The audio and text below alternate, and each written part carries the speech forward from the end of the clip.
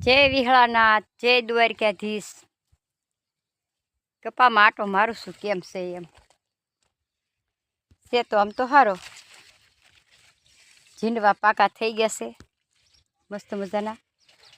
આ મલપા એડા નાખ્યા હતા, ઈવડું અડી ગઈ, એડાને હાવ પાન ખાઈ ગયું. એક એક બોલે કેટલી ઈવડ્યું છે. આ કાળી દેખાય છે નકરી, હાવ પાન ખાઈ ગયા. એડો કરી નાખ્યો હરખો હાવ.